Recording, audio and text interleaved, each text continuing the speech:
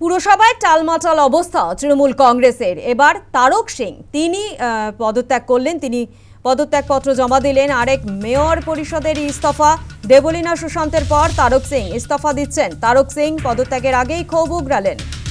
পুরসভায় টালমাটাল অবস্থা তৃণমূল কংগ্রেসের। আরেক মেয়র পরিষদের ইস্তফা দেবলীনা সুশান্তের পর এবার তারক সিং ইস্তফা দিচ্ছেন। তারক সিং পদত্যাগের আগেই ক্ষোভ প্রকাশ করেছেন তিনি। পুরসভায় টালমাটাল অবস্থা তৃণমূল কংগ্রেসের। আরও এক মেয়র পরিষদের ইস্তফা দেবলীনা সুশান্তের পর এবার তারক সিং ইস্তফা দিচ্ছেন। তারক সিং এবং পদত্যাগের আগে ক্ষোভ প্রকাশ করেছেন তিনি।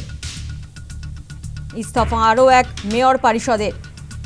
এর আগে আপনারা জানেন যে দেবলীনা বিশ্বাস তিনি ইস্তফা দেন, সুশান্ত ঘোষ তিনি ইস্তফা দেন। এবার তারক সিং আরও এক মেয়র পরিষদ তিনি ইস্তফা দিচ্ছেন। তবে পদত্যাগের আগে ক্ষোভ প্রকাশ করেছেন, দলের বিরুদ্ধেই ক্ষোভ প্রকাশ করেছেন তারক সিং। পুরসভায় টালমাটাল অবস্থা তৃণমূল কংগ্রেসের। আরও এক মেয়র পরিষদের ইস্তফা। কি বলেছেন তিনি একবার শোনাবো আপনাদের। আমি তো বলে দিয়েছি এই নেতৃত্বকে মানি না, যাবো না। এখানে লোকেরা চোরার কোনো ব্যাপার নেই। আমি যে কোনো লুকিয়ে বলছি, কাউকে ভয় পেয়ে বলছি, আমি কারো কৃতদাস নেই।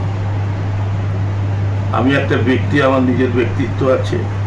দেখুন, বোঝাবার কোনো স্কোপ আমার কাছে নেই। আমি এনাফ ম্যাচুয়ার। হ্যাঁ, এসছে এই যারা আমার সাথে একমত, তাদের সাথে আমার প্রত্যেকের যোগাযোগ আছে। অলমোস্ট যারা অগ্রণী ভূমিকায় আছে। মেয়র কি নিজের দায়িত্বটা পালন করেননি? এটা তাকেই প্রশ্ন করুন। আমার যদি মনে হয় আমি ঠিক বলছি, তাহলে আমার তো মনে হয় এখন মেম্বার মেয়র কাউন্সিলদের যে কোনোদিন মিটিং করে বললো না যে এটা হলো না, কেন হলো না, কি করা দরকার, বললো না। হাউস বন্ধ হলো, সেটা নিয়েও উনি ডিটেলসে আমাদের সাথে আলোচনা করলেন।